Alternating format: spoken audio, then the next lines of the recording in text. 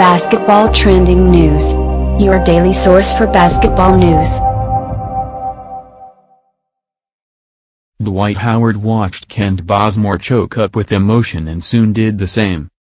Returning to Atlanta means a lot. "My prayers are answered," Howard said. "I'm home. I'm with my family, so thank you." Howard has a new team, a new jersey number and a fresh start in his hometown. After 5 mostly disappointing years with Houston and the Los Angeles Lakers after leaving Orlando, Howard says this time will be different. Atlanta is where he belongs. The Hawks hosted a homecoming Wednesday for Howard, a 3-time NBA, and welcomed back Bazemore at a youth recreation center in southwest Atlanta where Howard grew up. The gymnasium was packed with children, family members and friends. This was all about a new beginning for Howard, who has switched his number from number 12 to number 8 for biblical inspiration. In the Bible, number 8 signifies resurrection and regeneration. Howard says the number will motivate him as he gets in shape and changes his outlook on life this summer. One of the things biblically is the purging of the heart, and throughout the years there are things that have happened behind closed doors that it really hardened my heart towards different situations, Howard later told reporters. "I really have to purge my heart and come at basketball in a different manner. I was very upset with how things turned out and what people were saying. I hardened my heart towards everybody." Orlando drafted Howard number 1 overall out of Southwest Atlanta Christian School in 2004. He became one of the NBA's elite big men over the next few years, leading the Magic to the 2009 NBA Finals and ranking first in rebounds for 5 seasons and ranking second in another. But Howard's time in Central Florida ended bitterly after a falling out with coach Stan Van Gundy. He joined Kobe Bryant for one difficult season with the Lakers and slipped occasionally into mediocrity over his last 3 years with Houston. The Hawks, who have signed him to a 3-year, $70.5 million contract, believed the time was right to bring Howard aboard.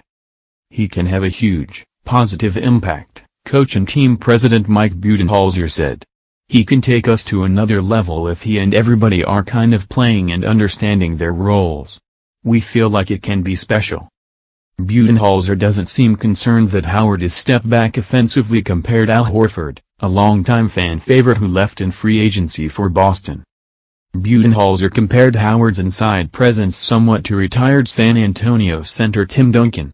"Howard doesn't have Duncan's or Horford's shooting touch, but Budenholzer said Howard's 6'10", 265-pound frame is ideal for what the Hawks want to accomplish on both ends of the court. He's more of a traditional center," Budenholzer said. "It's been clear he's been one of the top defenders in our league for a long time. Offensively, he's somebody who's a presence inside, who's putting pressure on the rim whether it be in pick and rolls or post-ups. It will probably be something more like what San Antonio had for the majority of time I was there as an assistant coach." Bazemore, who's played the last 2 seasons in Atlanta, returned to the Hawks with a 4-year, $70 million contract. He visited Houston, where he said James Harden, Hakeem Olajuwon and Clyde Drexler each made a pitch, but staying in Atlanta was his preference. Wiping back tears, Bazemore called it one of the highlights of my life to build relationships in the local community. "I play for you guys every night wearing Atlanta across my chest," Bazemore told the gym. "It means more than just a jersey. I feel your pain here. I love the grit that this area gives off. Coming here to talk to the kids, I was here a couple of weeks ago for the court unveiling. To see the progress they've made over the years is what I'm all about." Howard cried when it was his first turn to speak. "This building is where I spent a lot of time working on my game and wanting it to make it to the NBA," Howard said. "This brings back chills. This area was home for me. My school is 2 minutes away. Every morning at 4 a.m., my dad and my cousin were back there with me on the track, trying to make it to the NBA. It's great. A man told me, if you want to get back to the top, you've got to go back to your roots." Basketball Trending News, your source for the latest news in basketball. Be sure to subscribe to receive notice of our upcoming videos.